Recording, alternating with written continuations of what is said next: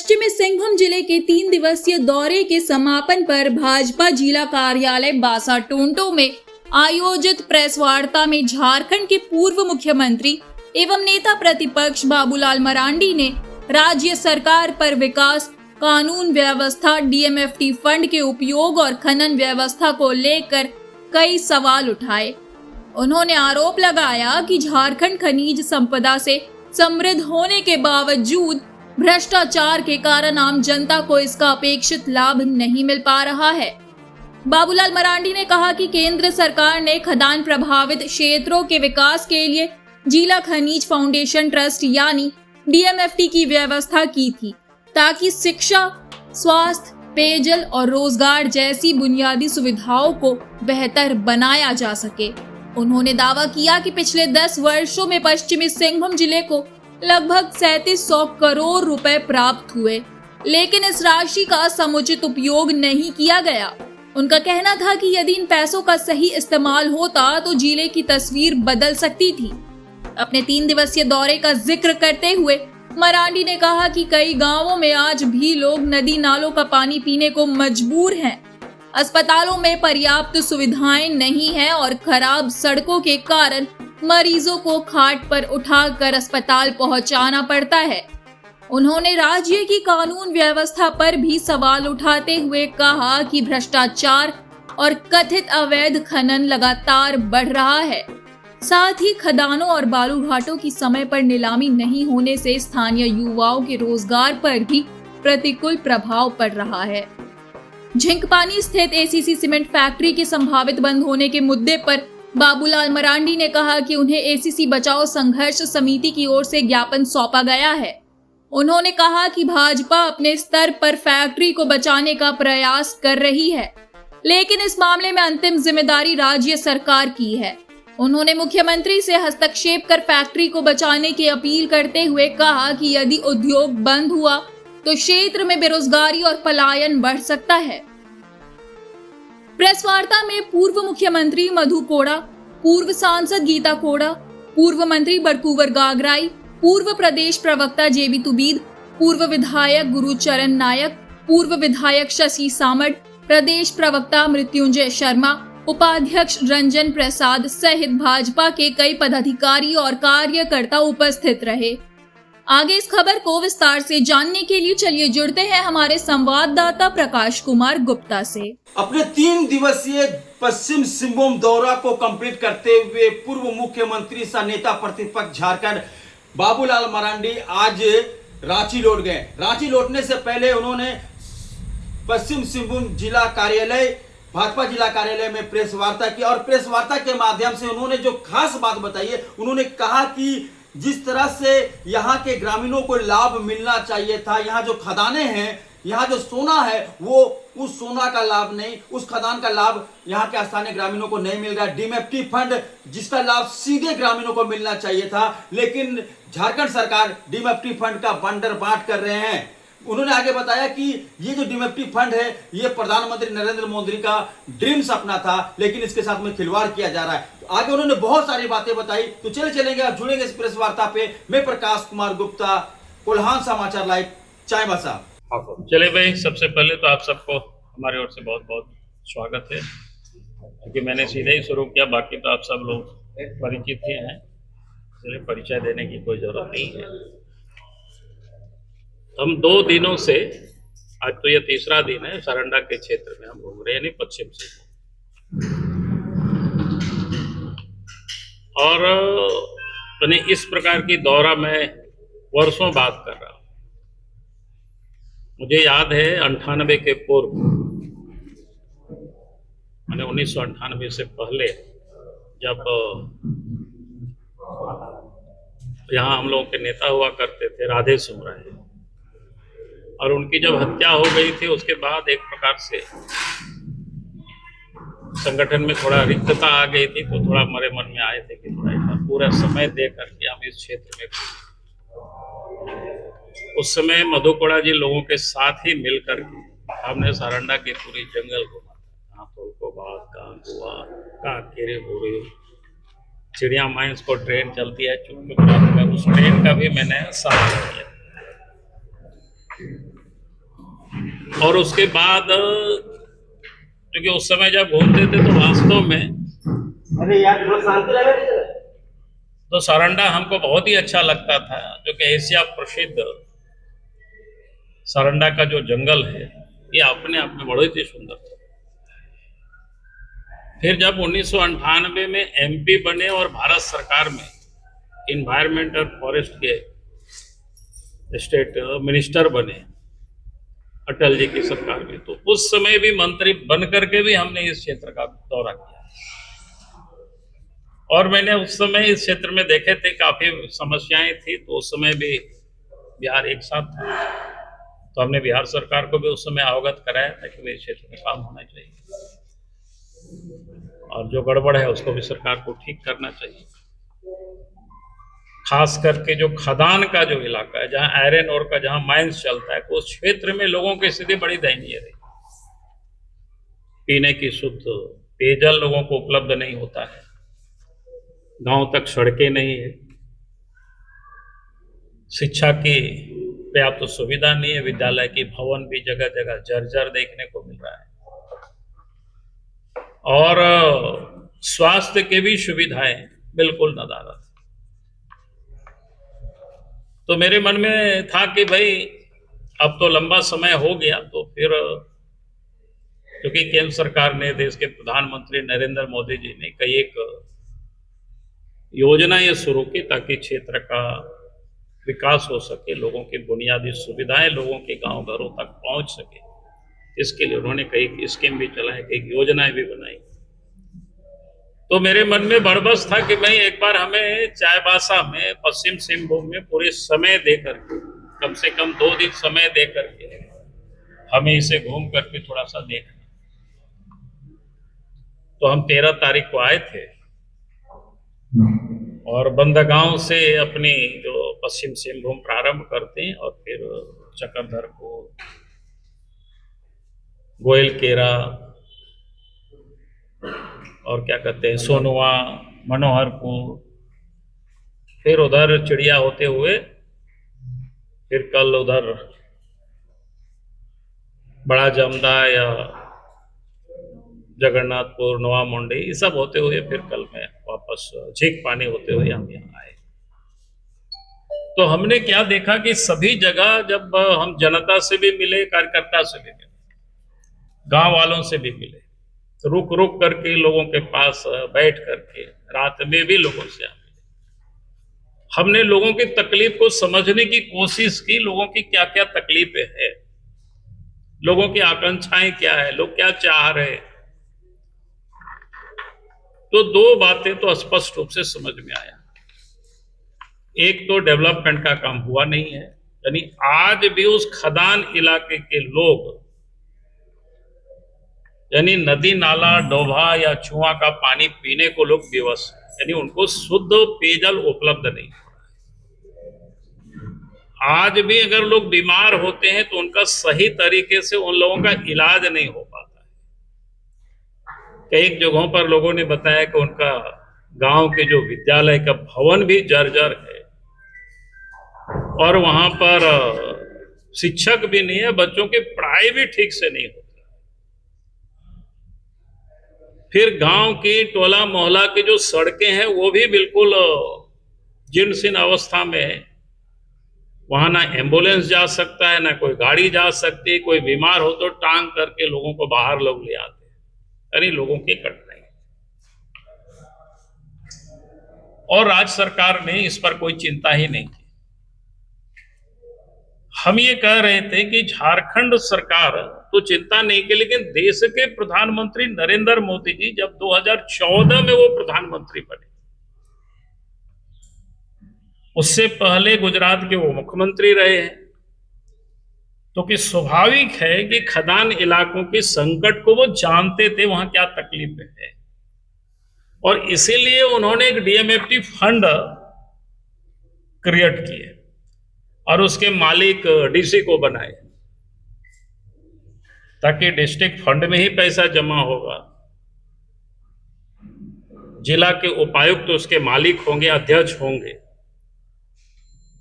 और जो खदान इलाका या उससे प्रभावित इलाकों में विकास का काम इस पैसे से होंगे।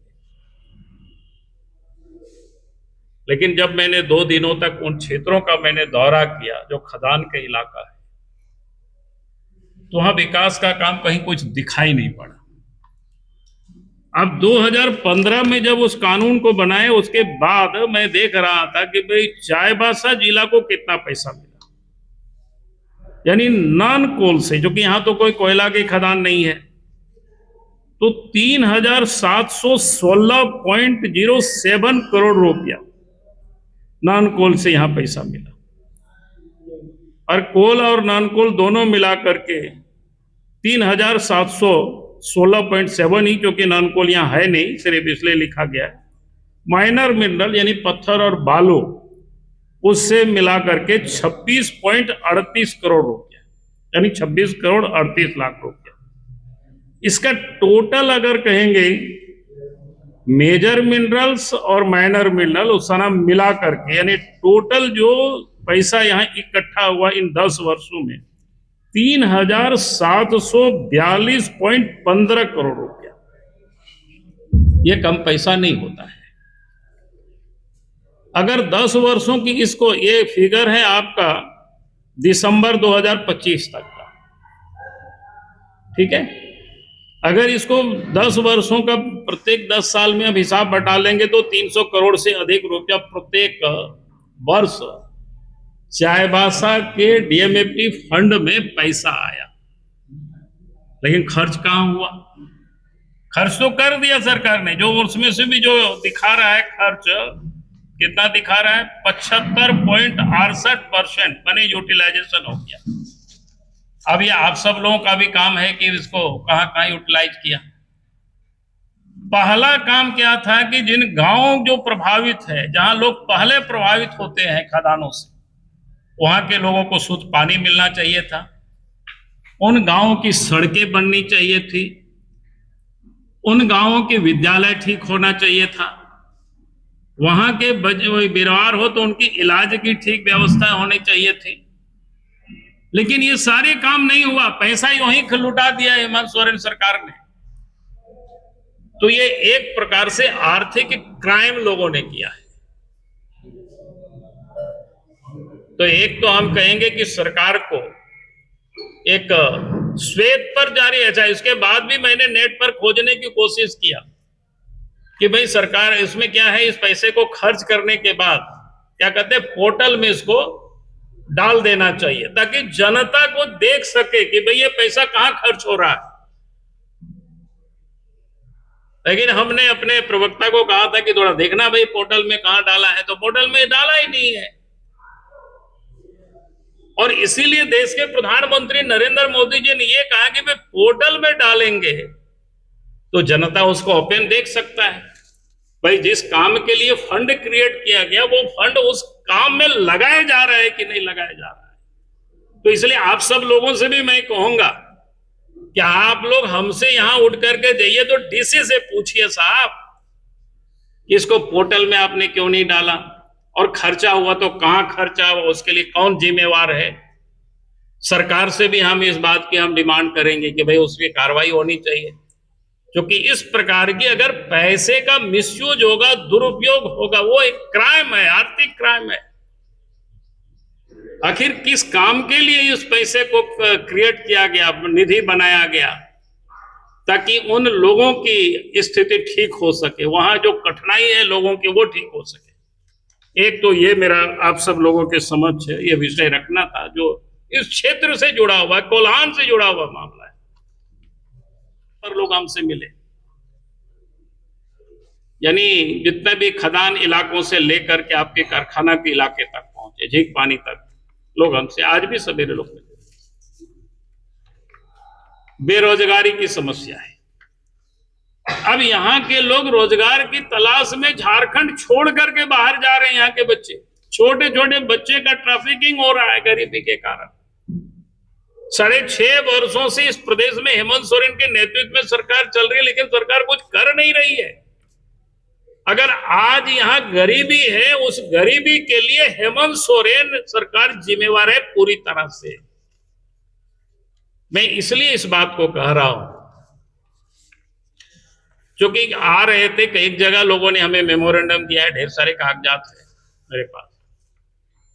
भाई आधा दर्जन से अधिक खदानें जिसकी लीज समाप्त हो गया, करना क्या चाहिए था राज्य सरकार को? उसकी नीलामी करनी चाहिए थी।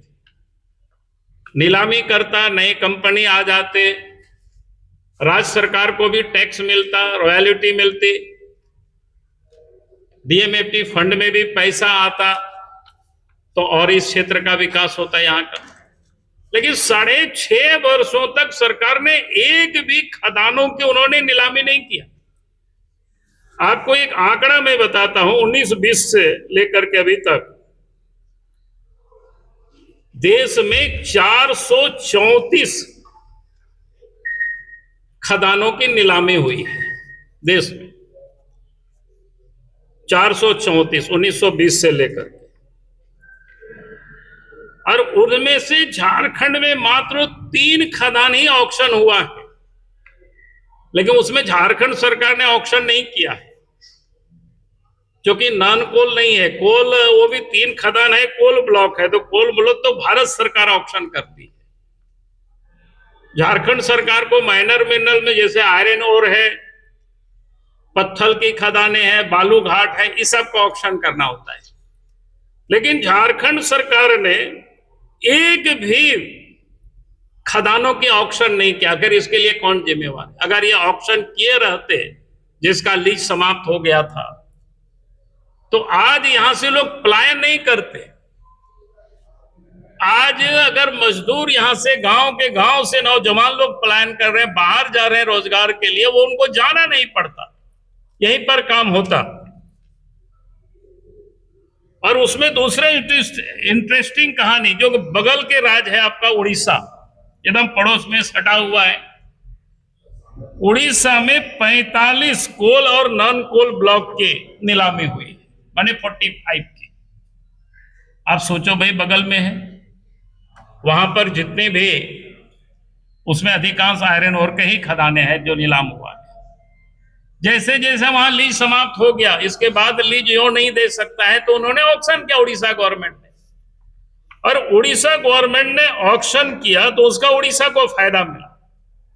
एक आंकड़ा आप अगर देखेंगे तो 2025-26 में जहां झारखंड को 22,000 करोड़ रुपया रॉयल्टी जिसको कहते हैं प्राप्त हुआ है ये मिनरल से, 22,000 करोड़ रुपये। बगल में जो उड़ीसा है उनको 25-26 में 46,000 करोड़ रुपया, यानी झारखंड से कहीं 2 गुना से भी अधिक करोड़ रुपया, 46,000 करोड़ रुपया रॉयल्टी उड़ीसा के गवर्नमेंट को, उसके सरकार की खजाना में गया। इसलिए क्योंकि वहां कोल ब्लॉक या नॉन कोल जो भी ब्लॉक है उन्होंने ऑक्शन किया 45। और उसमें से समझने के विषय क्या है कि हम लोग जो बार बार कहते हैं ना, जो बात भी सच है, झारखंड में खनिज का जो डिपॉजिट है 40% है। चाहे कोयला हो, चाहे लोहा हो, चाहे बॉक्साइट हो, मैग्नीज हो, यानी जितना भी खनिज है 40%। उड़ीसा में खनिज की डिपॉजिट कितना है? मात्र 17%। तो जरा सोचिए, जिनके पास 17% की डिपॉजिट है वो तेजी से काम कर रहे हैं, वहां उनको 46,000 करोड़ रुपया 25 और 26 के वित्तीय वर्ष में रॉयल्टी सरकार को मिल रही है। झारखंड में खनिज की डिपॉजिट 40% है। मात्र 3 कोल ब्लॉक ऑक्शन हुआ, वो भी झारखंड सरकार ने नहीं किया, भारत सरकार ने वो किया। कोल ब्लॉक भारत सरकार करती है, लेकिन रॉयल्टी जो सब मिला जुला करके माइंस से 22,000 करोड़ रुपया। आप जरा सोचिए।